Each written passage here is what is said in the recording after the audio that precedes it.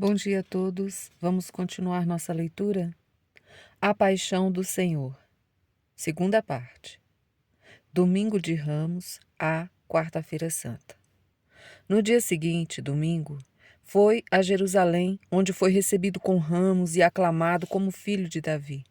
A multidão, pois que se achava com ele, quando chamara Lázaro do sepulcro e o ressuscitara, aclamava-o. Está em João, capítulo 12, versículo 17.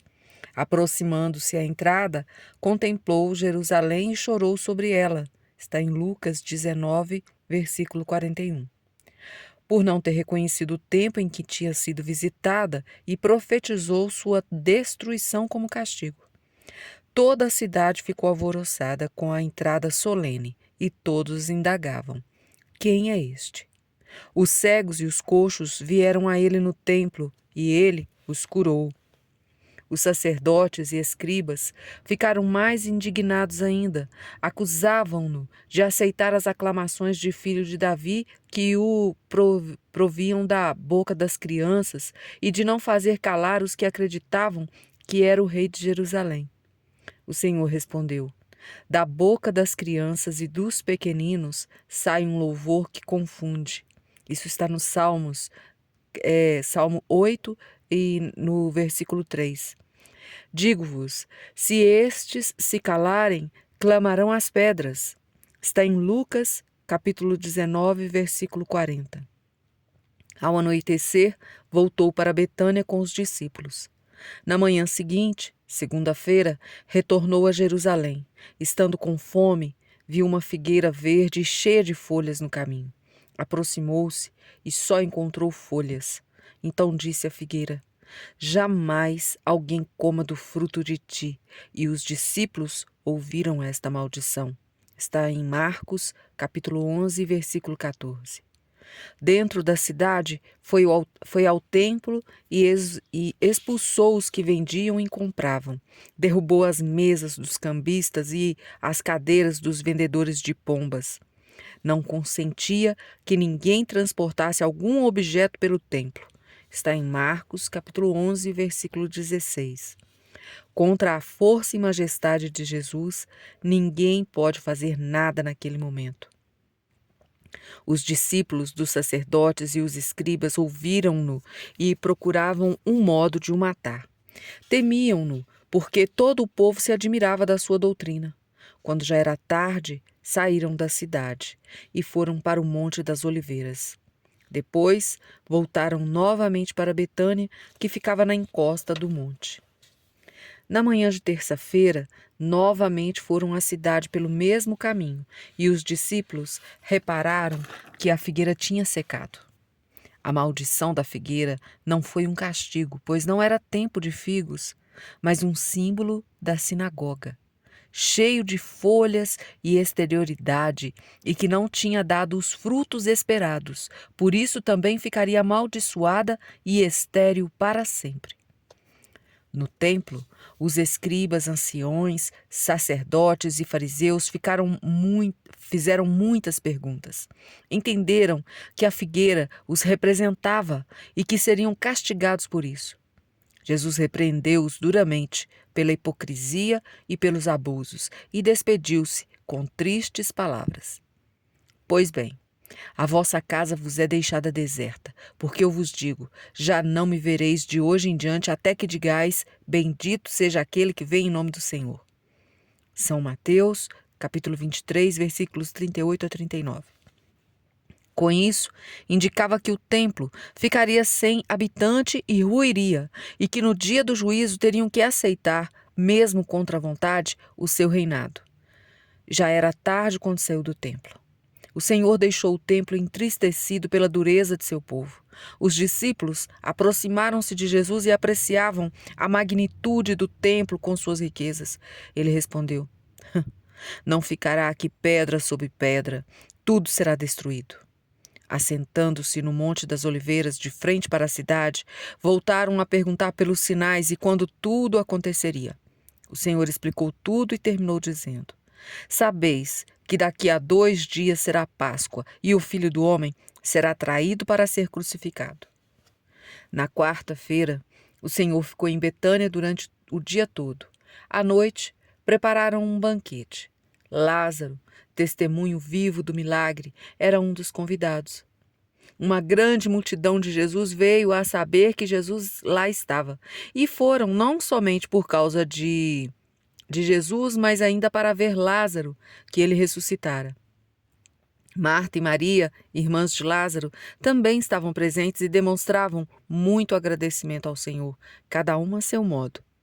Embora a residência pertencesse a Simão, o leproso, Marta servia aos convidados com muita alegria, principalmente ao Senhor.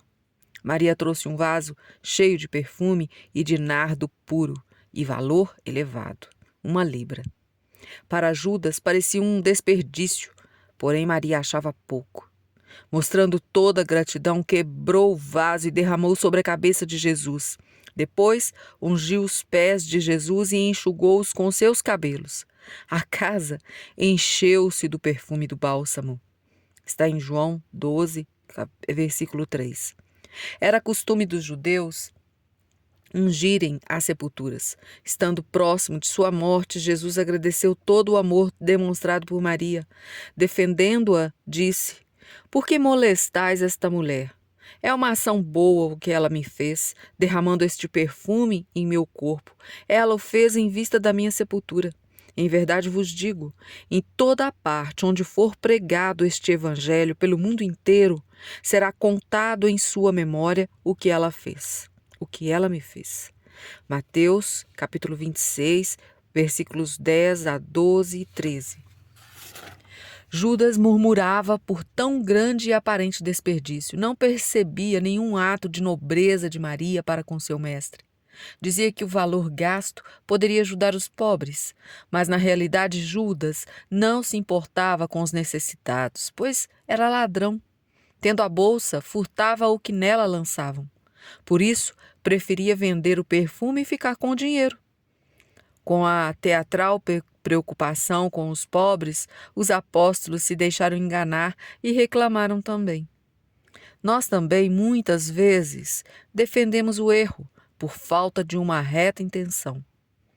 Parece que o rompimento de Judas começou pela cobiça. Furtava o dinheiro comum para o próprio uso. Aos poucos começou a odiar a pessoa e a doutrina de Jesus. Com o coração endurecido, não acreditava em mais nenhum ensinamento ou milagre. Provavelmente foi um dos que reclamavam das palavras que Jesus usou quando prometeu dar o seu próprio corpo e sangue como alimento. Isto é muito duro. Quem pode admitir? Está em João, capítulo 6, versículo 60. Neste mesmo discurso, o Senhor havia dito: "Mas há alguns entre vós que não creem."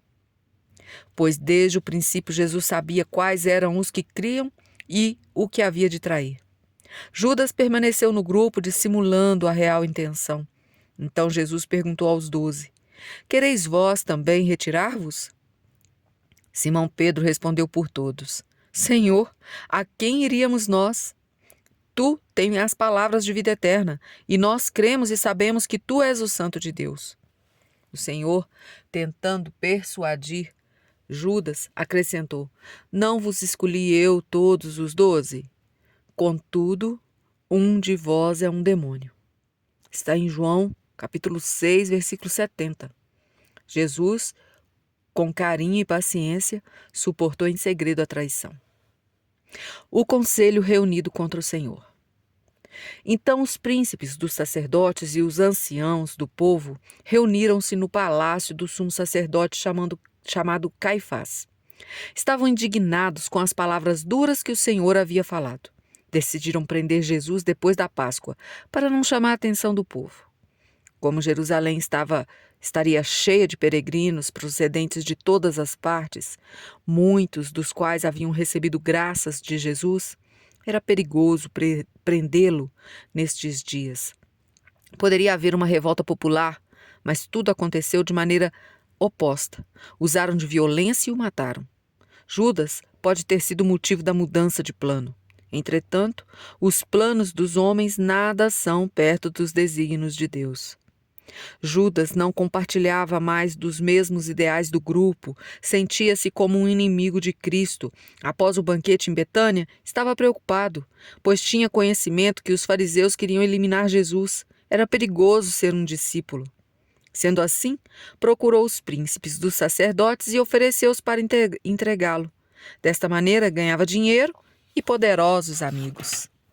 Eles se alegraram porque Judas era um discípulo. Ficou combinado o preço de 30 moedas de prata, valor que o traidor achou justo, e desde aquele instante procurava uma ocasião favorável para entregar Jesus. Está em São Mateus, capítulo 26, versículo 16.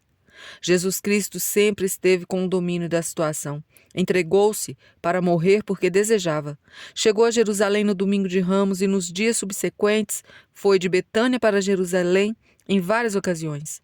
Quanto mais próximo estava o momento da entrega, mais se aproximava do local da paixão.